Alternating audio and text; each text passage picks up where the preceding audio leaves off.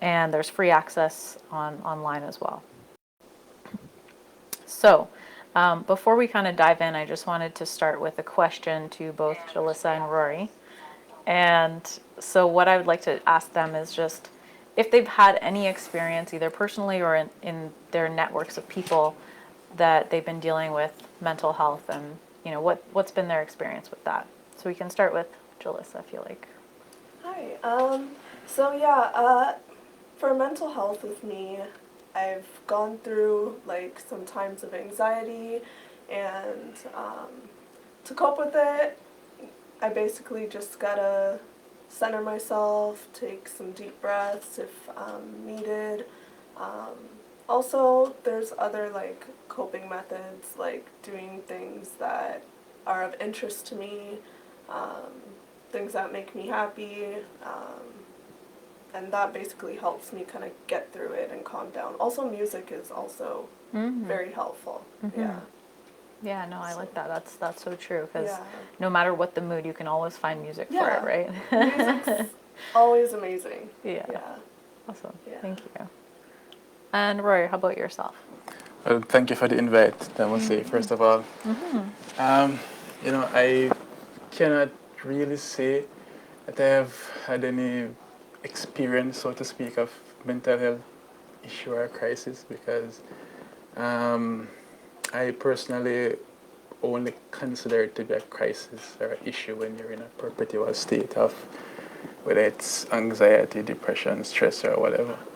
I mean, as human beings, we go through different things, and I guess our mind react, in the spur of the moment.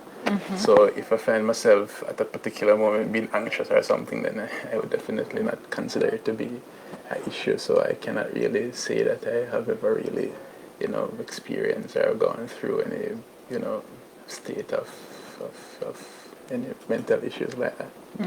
As it relates to if I know anyone, I can't think of anyone. I can't think of me ever being in a situation where I have to be dealing with that or dealing with someone who has that problem. I cannot relate. No. Okay. Yeah. So what I was seeing online, and thank you for sharing that, because some cases that, like there's some people that have never experienced this kind of, and you're right, perpetual is kind of the thing. We do want actually people to go through the ranges of emotions. We want them to, feel happy. We want them to feel scared, mad, sad, all the things, so that you have that repertoire of like, what are all these feelings, and to appreciate the good that comes with the bad and all that stuff. But what I was reading on the CAMH website, which is, they have a bunch of stats on there, and it was really exciting that way, but essentially the 75% of people were more willing to say that they have a physical problem, so a physical ailment, than to tell, a coworker or somebody in their work environment that they have something going on with their mental health. So there's still a lot of stigma around it. So I'm wondering, in your workplaces, how would you make it more inviting for somebody to maybe share with you, or, how would that look for you? And you can say what your business is if you like to. Well, I work from home, but my business is involving doing custom items, apparel, accessories, and different like home decor. I like to focus around building people up, so that's where a lot of my focus is. But again, I work from home, so I don't really have anyone to interact with other than through the products I sell. So, for example, I have a t-shirt like this one that I'm wearing that says it's the self-love for me, so we're trying to make sure everybody's loving on themselves a little bit. But I think it's just providing like that openness and allowing people to explain themselves, to feel free and comfortable to talk to you about anything they're going through. So that's basically it for me. Yeah, thank you. And what about yourself, Roy? Well, for me, looking at mental health and actually taking a step to try to help someone who possibly would have such a problem. I think one first have to understand the dynamics of mental health, and what I mean by that is that I personally think that when it comes to mental health, there are basically two sets of people that they have to deal with. The first one is, I would say, people who are genetically predisposed, and what I mean by that is that you have people who you know, they just naturally blow a fuse or fire a circuit or something like that. And in a case like that, then I think that's where the clinical psychologists, or even from a pharmaceutical perspective, that's where you probably have to deal with that. For the rest, which I think are most of us, I think the problem stems from environment, lifestyle, and even your belief system. And so, and I mean that is basically to me is the primary issue in terms of dealing with that, try to determine how is it that that person come to that particular state that they are. The easiest thing, as you say, in terms of the cheap, do-it-yourself type of remedies are the people who, I mean, just as how you have people who, based on their lifestyle, they develop certain non-communicable diseases. It is the same way in which, based on your lifestyle, you will find yourself being susceptible to having mental issues, anxiety, depression, stress, things like that. So, so for me, that is basically where it would start. I mean, I could go into like the different breakdown of in terms of your environment, meaning that take work for instance, because you mentioned work, where I guess we live in a environment where we feel like success is determined by whatever you achieve, and how you go about achieving things is always this constant state of competition. You know what I mean? And people develop these anxieties and these stress and these depression many times when they realize that whatever goals they set, they're just not able to fulfill those, by whatever means, and they find themselves in, a state of anxiety, depression, things like that. And I guess another thing that I think is fundamental too in terms of people dealing with mental health issues is just as how physically, when for you to be immune to something, say some pathogen or something, you first have to probably be exposed to it, And I think, especially these days, especially young people these days, not that here, what I'm just saying, Those other people. Yeah. Not us. Yeah. I think people are afraid to basically get their feelings hurt, and being in that bubble and having the world out there to deal with, because you can't stay in the bubble for too long, you know what I mean? So having that to deal with, and then try, in some sense, want to protect your feelings and all of these things, then if someone says something that you don't like, then you tend to lose sleep over it, and things like that. That is what can develop into a perpetual state of depression and stress and anxiety and all of these things. So I think one fundamental, easy, doesn't cost anything, is encourage people to engage in simple conversations with people who may not necessarily agree with their point of view, things like that, and those are some fundamental ways in which, in terms of, I would approach trying to help someone who may be suspected of having such issues, Yeah. So you bring up some interesting points. One is that, you know, environment makes up a big part of like how somebody is in the world.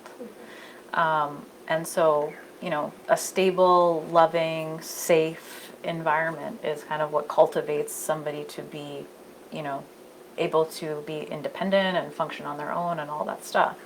But not everyone has the, I guess, the the opportunity to have that kind of environment to necessarily grow up in and all of those things.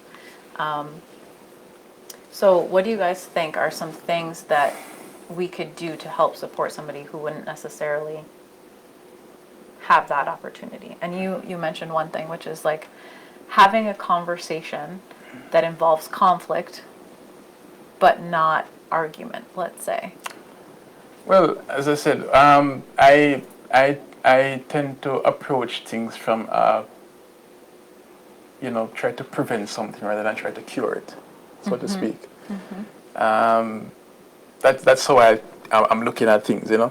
So when I say things like that, I'm talking about you know, building your character and your persona, your self-esteem, and another apart from people's environment and lifestyle that may affect or influence mental health.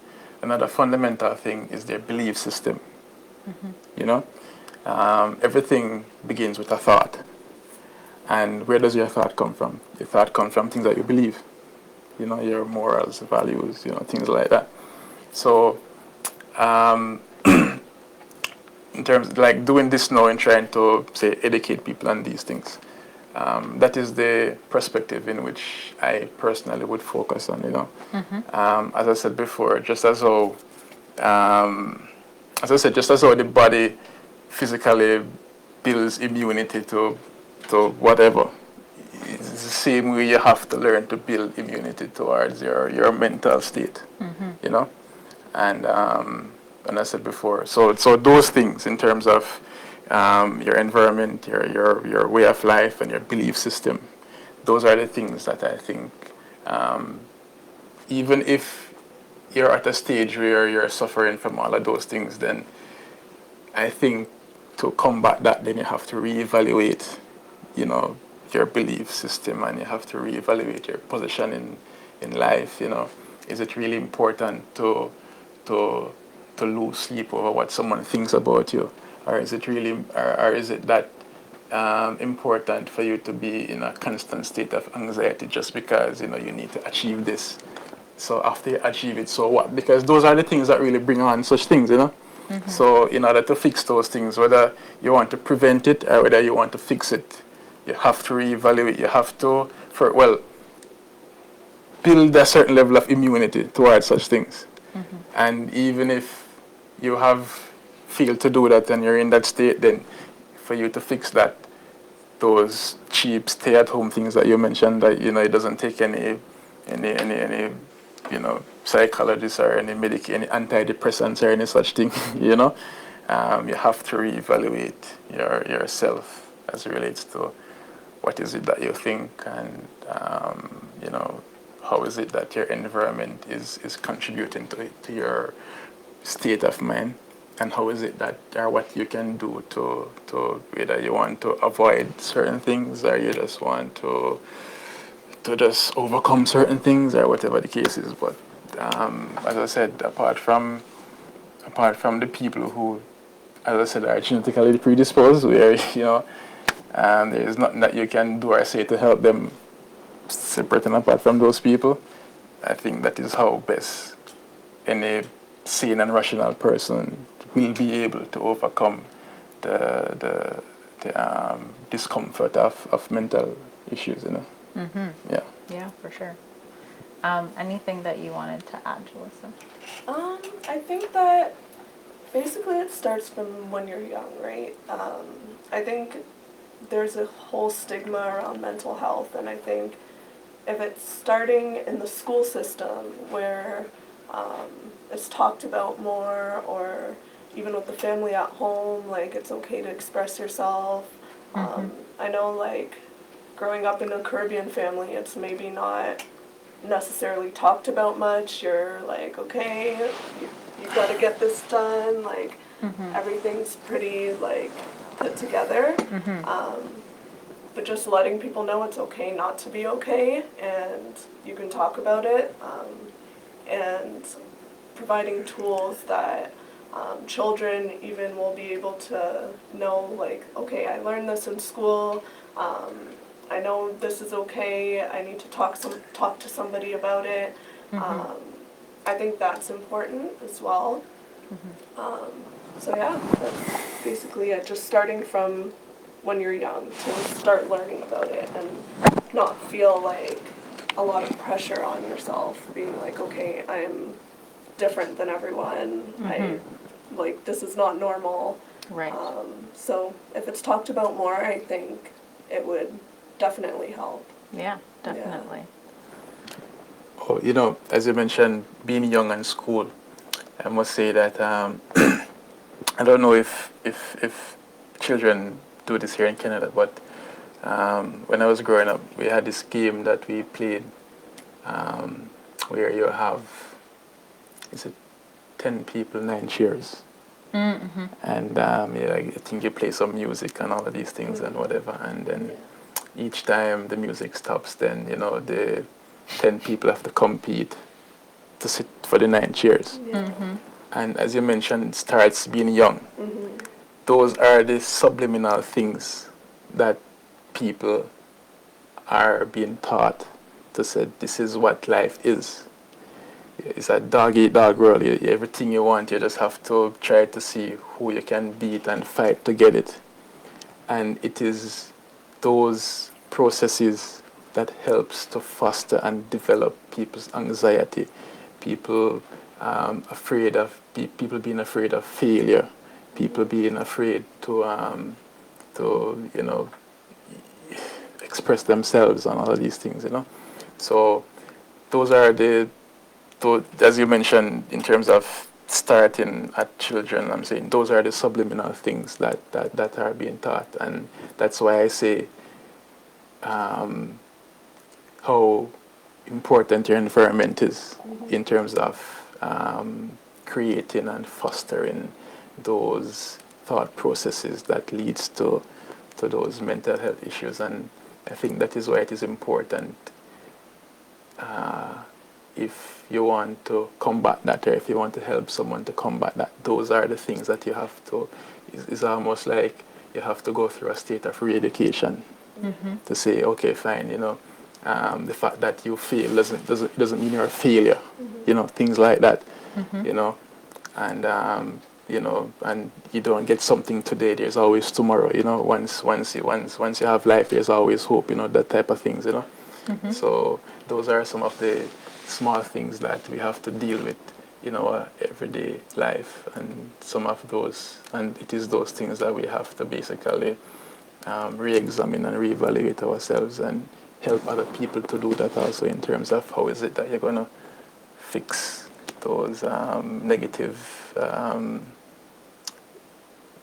consequences of dealing with of dealing with those everyday life issues, you know. Because let's face it, I mean, the stress, depression, anxiety, it's all everyday life, you know, like things that you have to deal with every day. But it's all there. It's just how you deal with it, and basically how immune you are to those stress and strains and pressures, you know. So Yeah. that's what we have to do. We have to make ourselves immune, you know.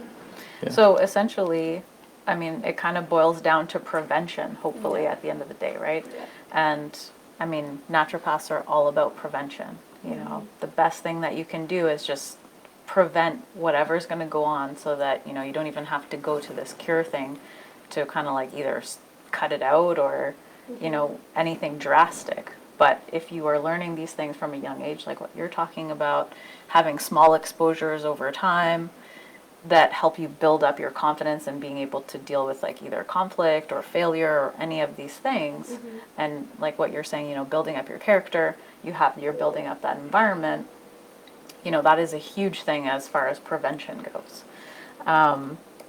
So other than, you know, dealing with certain things and like learning lessons as a kid, having an open family, all these other things.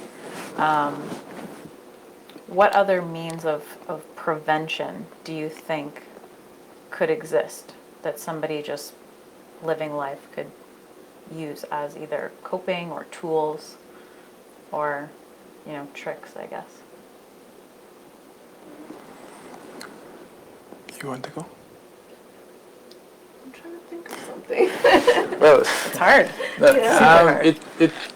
I mean, if you think about it, it's probably not that hard.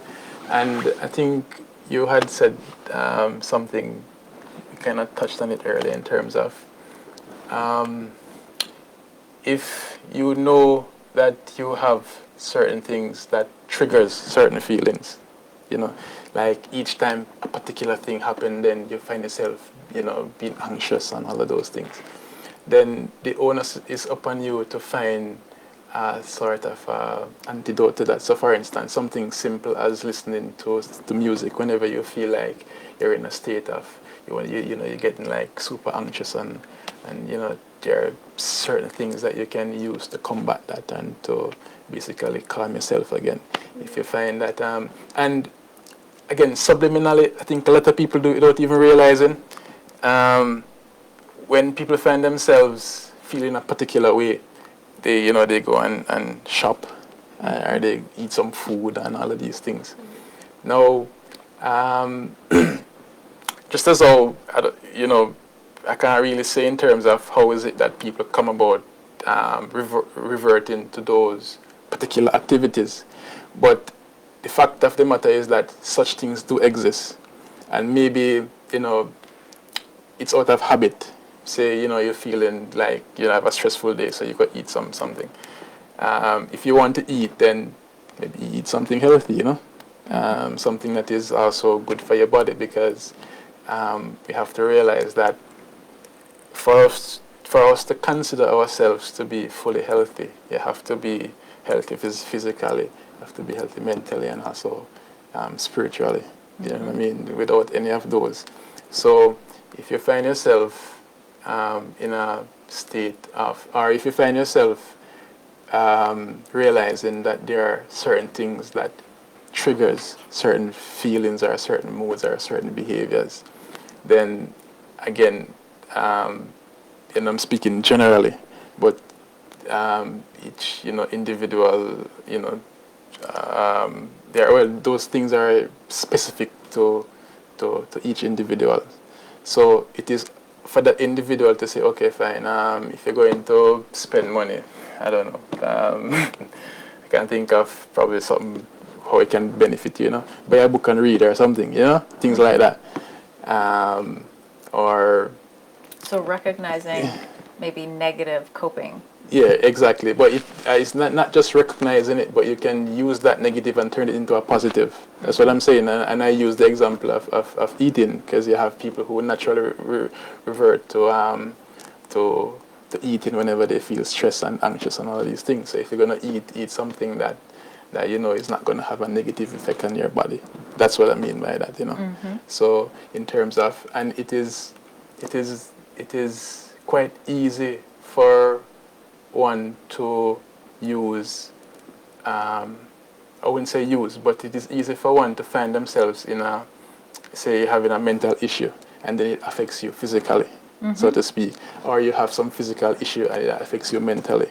So you can't really escape those, because they're holistic. One always ultimately has an effect upon the other. So if you're going to find yourself in a position where you have certain trigger moments or certain things that trigger you to do some things, then as I said, a lot of times those things are out of habit, and we can break habits. We can substitute one thing for something else. But again, the important thing is for us to recognize our reality, to say, okay, fine, this is what is happening. Because if you don't really recognize what is happening, then there's no way you can fix it, so to speak. So I think that is fundamental, though.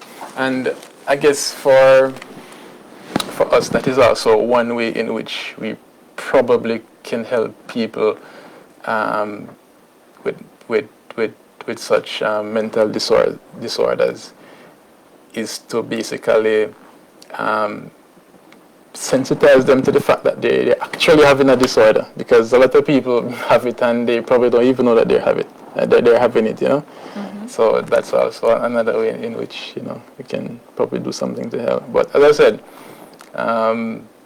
those most times than not, you know, people, or whenever people find themselves, you know, having certain thoughts or feeling certain ways, there's always something that they just go to, you know.